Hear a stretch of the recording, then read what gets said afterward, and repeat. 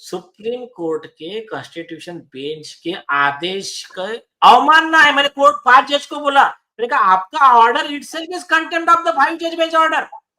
तो चुप हो गए। वो बोले मतलब जस्टिस आराधे साहब क्या बोले, नहीं नहीं आपका जब ये आ जाएगा ना, बोले आपको नोटिस तब आप जवाब दे देना। अरे मैंने कहा वो बाद में जवाब दूंगा, आप अभी आपका साइन होना बाकी है। बाद में आप बाद में क्या जवाब देना भाई। अब मैं ये चाहता हूं कि इस पर 5 जज बेंच संज्ञान लें कि मीडिया में ये खबर कैसे चली कि contempt proceeding has been started against Dinesh Ojha. Who briefed this? Is it a contempt thing?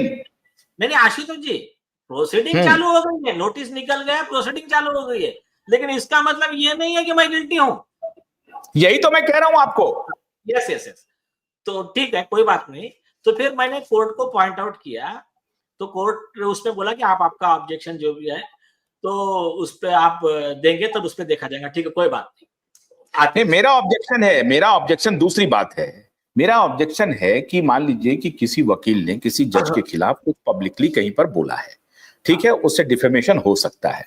मैं ये कह रहा हूं कि क्या इस केस के लिए 5 जज इकट्ठे बैठ करके पूरा कार्रवाई सुन करके ये करने के लिए आपके पास वक्त है और आप फटाफट कर रहे हैं ये काम?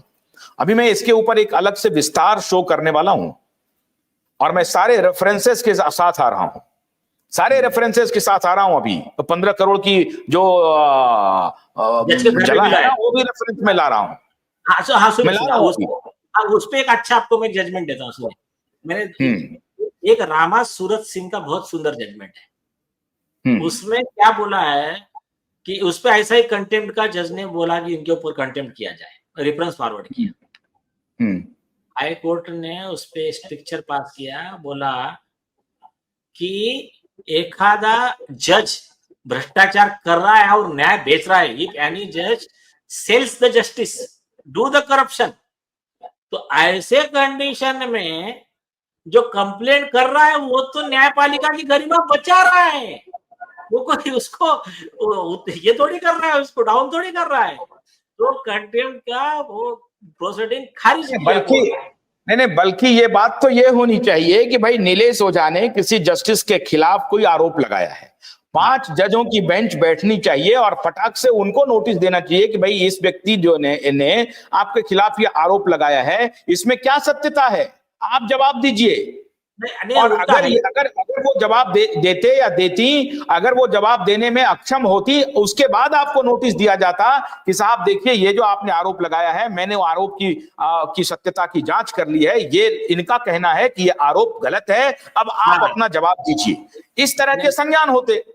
नहीं ये तो छोड़ दीजिए, ये आपकी बात बिल्कुल सही है कि अगर मेरे आरोप आपकी गरिमा के हिसाब से जो कि आपने कहा कि अगर कोई पॉइंट आउट कर रहा है तो वो न्यायालय की गरिमा को बचाने का प्रयास कर रहा है कि कहीं कोई गड़बड़ी हो रही है तो उसे सब लोग मिलकर के ठीक कीजिए। बराबर। और देखिए हमने एफिडेविट पे, जो अपने क्लाइंट है उसने एफिडेविट पे 200 पेज का पूरा डिटेल प्रूफ के साथ में कौन से केस में क्या किया है जस्टिस, इसका तो पिटीशन फाइल किया है ना कोर्ट में। ऐसा तो नहीं किया है कि चुपचाप हम दोनों आशुतोष पाठक और नीलेश ओझा बैठ के डिस्कशन कर रहे करके। कोर्ट में अवेलेबल है, कोई भी देश का आदमी जाके सर्टिफाइड कॉपी ले सकता है। और यहाँ भी नहीं है, इसके आगे चीफ जस्टिस के बेंच ने कहा कि ये मामला नहीं, जब आप कल हियरिंग में अपीयर हुए, नहीं एक मिनट, तो क्या आपने इस पक्ष को पॉइंट आउट किया कि जिस बात को लेकर के आप कह रहे हैं कि पब्लिक में मैंने ये बात कही है, I have given it on affidavit and it is submitted before the competent court? नहीं, कल तो जस्ट मैं ऑनलाइन था, तो उसमें कल कुछ नहीं रहता है जवाब, पहले नोटिस आने देना पड़ता है, उसके बाद में एफिडेविट पे जवाब देना पड़ता है। कल ठीक है, ऑब्जेक्शन किया तो कोर्ट ने कहा ना कि आपको नोटिस आने दो, क्योंकि इसके ऊपर जजमेंट भी है कि पहले आने दो आपको नोटिस। ठीक है कोई बात नहीं। तो जब कोर्ट में एफिडेविट पे सारे आरोप है, उसमें चीफ जस्टिस की बेंच कह रही है, उस समय के जो चीफ जस्टिस थे, एक्टिंग चीफ जस्टिस नितिन जानदार साहब, जो अभी केरला हाईकोर्ट के चीफ जस्टिस, उन्होंने कहा ये सीरियस मामला है। एक हाईकोर्ट के जज ने हाईकोर्ट के रिकॉर्ड का फोर्जरी किया है लोगों को बेल देने के लिए, उसके ऊपर कंटेम्प्ट। और ऐसा नहीं हो, प्रेयर में क्या है प्रेयर में है कि इश्यू अरेस्ट वारंट वगैरह इस तरह की प्रेयर्स है। मैं आपको प्रेयर बताता हूँ, रुको भेजता हूँ, रुको जरा। तो जज के अगेंस्ट में ऐसा है, तो उन्होंने कहा कि ये मैटर की सुनवाई लार्जर बेंच के पास होनी चाहिए। 2023 का ऑर्डर है ये, जस्टिस उपाध्याय जो है ना, वो आने के पहले का ऑर्डर है। तो उस समय जस्टिस इन्होंने कहा कि रजिस्ट्री को मेरे चेंबर में रखो चीफ जस्टिस के, और हम इसमें full bench, larger bench constitute करेंगे। होता क्या है कि जस्टिस नितिन जामदार साहब है, वो ट्रांसफर हो जाते हैं केरला को। बाद में आते हैं देवेंद्र उपाध्याय। देवेंद्र उपाध्याय जब तक थे 1.5 साल जो भी थे बॉम्बे में, उन्होंने वो बेंच कंस्टिट्यूट ही नहीं किया। और इसीलिए हमने जस्टिस उपाध्याय के और बाकी सब चीजें को लेकर हमने जस्टिस उपाध्याय के खिलाफ हमें सैंक्शन फॉर प्रोसिक्यूशन मांगा।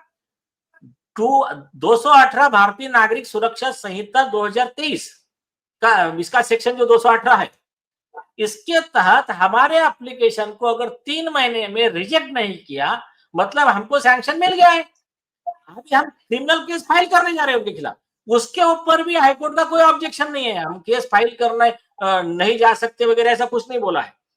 वो मेंशन किया है ऑर्डर में कि इनका ये कहना है, उसके ऊपर भी ऑब्जेक्शन नहीं है उनको। उनका सिर्फ एक ही कहना था, मतलब उनका क्या कहना है कि आपने बाहर बोला तो गाली हो जाती है, वही जज के सामने बोला तो वो फिर मीठे बोल हो जाते हैं। बस और कुछ नहीं है, ये इतना ही कहना है कोर्ट का। और तो मैं इसे ये नहीं मान सकता हूं कि 5 जज बैठ गए, एकदम से डर का माहौल खड़ा हो गया, 5 जज बैठ गए हैं, नीलेश ओझा के खिलाफ इन्होंने बोल दिया है। तो ये ऐसा कुछ नहीं है। 5 जज बैठे हैं तो वो चर्चा कर रहे हैं, बात कर रहे हैं, समझ रहे हैं। लेकिन मैं तो ऑनरेबल कोर्ट से यही दरखास्त करता हूं कि आप 5 जज बैठे हैं तो बैठिए, मैं तो कह रहा हूं 6 बैठ जाइए। लेकिन सवाल है कि वो जो FIR होना है उसका क्या हो रहा है? हाँ, FIR का क्या हो रहा है? उसके लिए कोई जज बैठेंगे ही नहीं बैठेंगे? तो खैर उन्होंने जस्टिस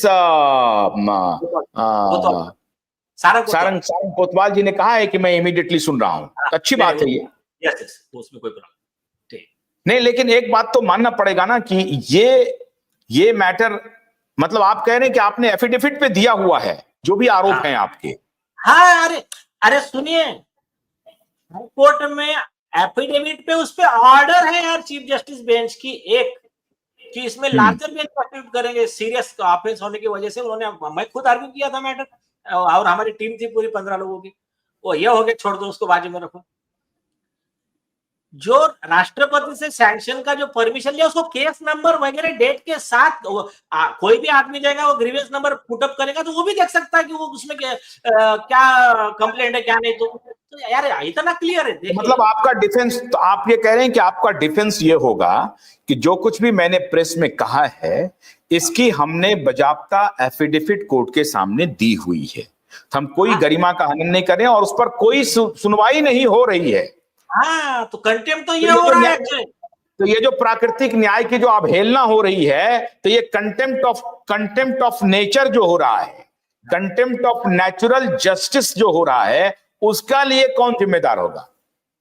तो अभी वही तो सवाल है ना। अभी मुझे इतना बताइए, एक जज ने हाईकोर्ट के रिकॉर्ड की फोर्जरी की का ऐसा आरोप लगता है पिटीशन में, और वो पिटीशन में एक अच्छे जज चीफ जस्टिस जो थे, नितिन जामदार साहब का बेंच, आरिफ डॉक्टर का बेंच था, दोनों का बेंच था, वो कहता है कि मैटर सीरियस है, इसमें लार्जर बेंच सुनवाई करे।